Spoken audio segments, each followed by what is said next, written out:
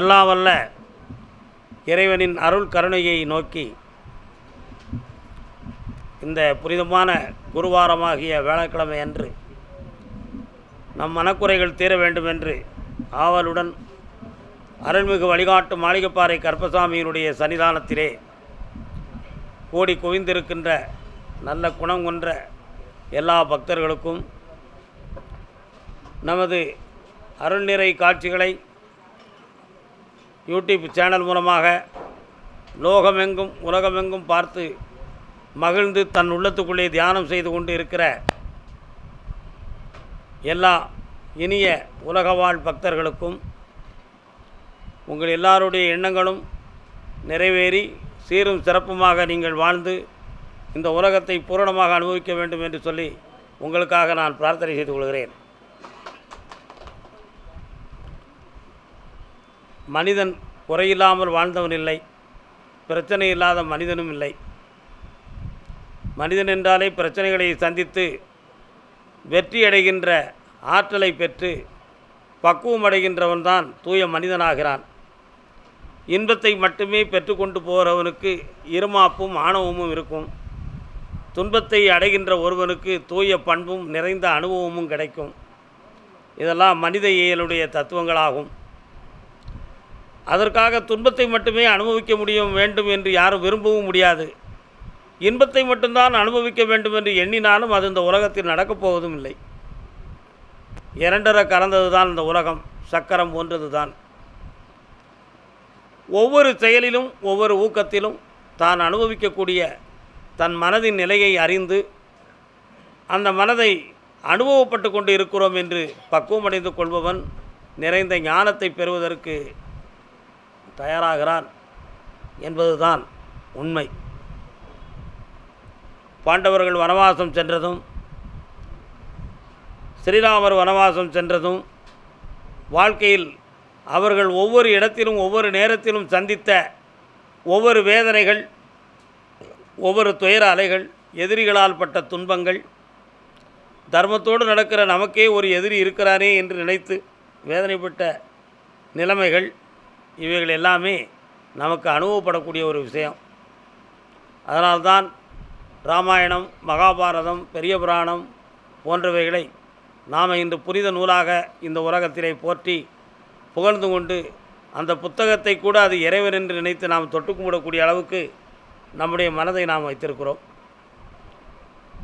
இது அந்த அந்த சரித்திரங்கள் புராண இதிகாசங்களிலே அவதார புருஷர்கள் வாழ்ந்து கொண்ட நல்லொழுக்கம், நல்ல விஷயங்கள், நல்ல பாடங்களை நமக்கு கொடுத்தது என்று உணர்ந்ததும் அவர்களை தெய்வம் என்று நினைத்து நாம் போற்றி கொண்டதனுடைய விளைவுகள் தான் அந்த நூல்களை கூட நாம் வணங்குவதற்கு காரணம். அது ஒரு வகையான மனிதவியல் தான். அது மனித இயல் அப்படி என்று நாம் சொன்னோம்னா மன இயலும் அதிலே கலந்திருக்கிறது என்பது தான் அதற்கு ஒரு நுட்பமான எடுத்துக்காட்டு. ஒவ்வொரு பொழுதும் நமக்கு பிடித்தவருடைய ஒரு பொருள் கீழே ரோட்டில் கிடந்தாலும் அது அவருடைய பொருளே இல்லாமல் அவர் அனுபவிக்கக்கூடிய ஒரு பொருளாக இருந்து கூட அது சாலையில் கிடந்தாலும் அந்த பொருளை எடுத்து பார்த்தவுடனே இன்னார் இதே மாதிரி ஒரு பொருள் வைத்திருப்பாரே என்ற ஒரு எண்ணம் நம் உள்ளத்தில் தோன்றும். அந்த தோன்றுவதற்கு பெயர் தான் மனித இயல், மன இயல். அந்த மனது அப்போ அந்த பொருளை அனுபவித்து கொண்டிருக்கிற ஒருவனுடைய நினைவு அதில் பதிவாகி இருக்குன்னு அர்த்தம். அவனுடைய மனப்பக்குவம் நமக்கு அதில் உட்கார்ந்துருக்குன்னு அர்த்தம். இப்படியெல்லாம் நம்ம ஒவ்வொரு விஷயத்தையுமே நம்ம தெளிந்து தான் இந்த உலகத்தில் பார்த்து கொண்டு இருக்கிறோம். இப்படியெல்லாம் நம்ம ஒவ்வொரு விஷயங்களையும் ஆணித்தனமாக சிந்தித்து அற்புதமாக நினைத்து இந்த உலகத்தில் நிறைந்த அனுபவங்களை நாம் பெற்றுக்கொண்டு இருக்கும் பொழுது ஸ்ரீராமர் சீதையை தேடி வனத்திலே அலைகின்ற பொழுது ஆஞ்சநேயனை காணுகிறார். சுக்கிரீவன் இருக்க இடத்துக்கு செல்லுகிறார். தன்னுடைய வரலாற்றை கூறுகிறார். சீதை தன்னை பிரிந்ததும்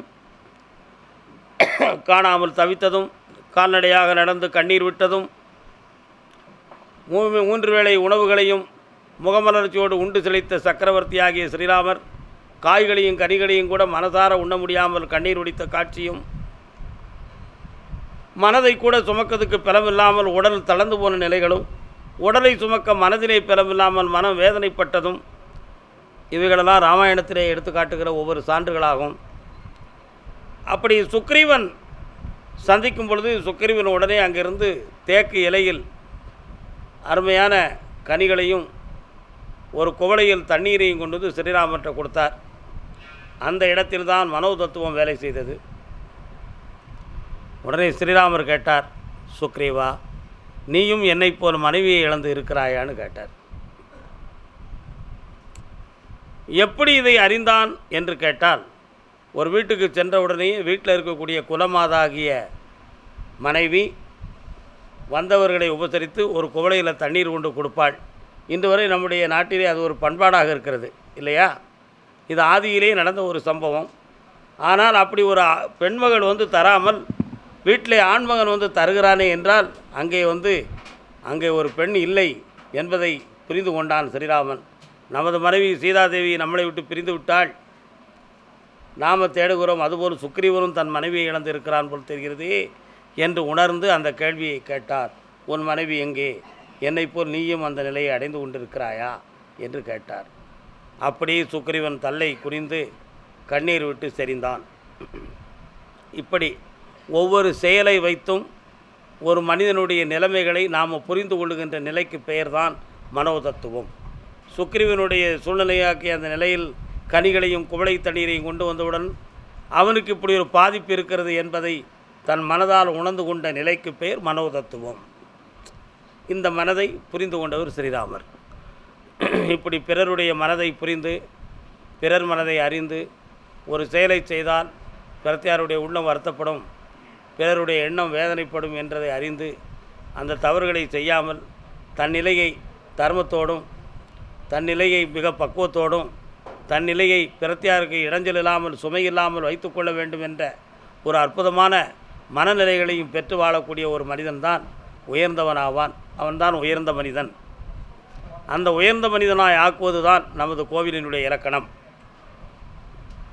நம்ம கோயிலின் இலக்கணம் அருள்வாக்கு சொல்வது மட்டும் இல்லை, நாம் ஒவ்வொரு பொழுதும் நடத்துகிற சொற்பொழிவில் ஒவ்வொரு மனிதனும் பக்குவம் அடைய வேண்டும், ஒவ்வொரு மனிதனும் தன் மனதை பக்குவப்படுத்திக் கொள்ள வேண்டும், சீராக வேண்டும் என்பதற்காக நாம் உருவாக்கிக்கிடக்கூடிய ஒரு முறை. ஆகையினால் நம்முடைய திருக்கோயிலில் நடத்தக்கூடிய ஒவ்வொரு நிகழ்வுகளும் ஒவ்வொரு சொற்பெருக்குகளும் மனிதனை பக்குவப்படுத்துகிறது, மனிதனை வாழ வைக்கிறது, மனிதனை மனிதனாக ஆக்குகிறது என்ற ஒரு அற்புதமான ஒரு நிலையின் அடிப்படையில் தான் மாசில்லாத மனமே ஈசன் கோயில் என்று நாம் சொல்லிய ஒரு தத்துவத்தை இன்று வரை கடைபிடித்திருக்கிறோம். கற்கோயில் பொற்கோயிலெல்லாம் இந்த உலகத்தில் உயர்ந்த கோயில் அல்ல, வஞ்சமில்லாத மனசே ஆண்டவனுக்கு உயர்ந்த கோயில் என்பதற்காக தான் மாசில்லாத மனமே ஈசன் கோயில் என்று ஒரு தத்துவத்தை நாம் எடுத்துக்கொண்டோம். சித்தர்களின் புனித வழியும் அதுவே ஆகும். ஆகையினால் மாசில்லாத மனதுக்குள் ஈசனை வர வைத்து என்னாலும் புனிதமான வாழ்க்கையை வாழ்வோம் என்று சொல்லி அருள்வாக்கை தொடங்கி ஆனந்தம் கொள்வோம் என்று வாழ்த்துகிறேன். வணக்கம்.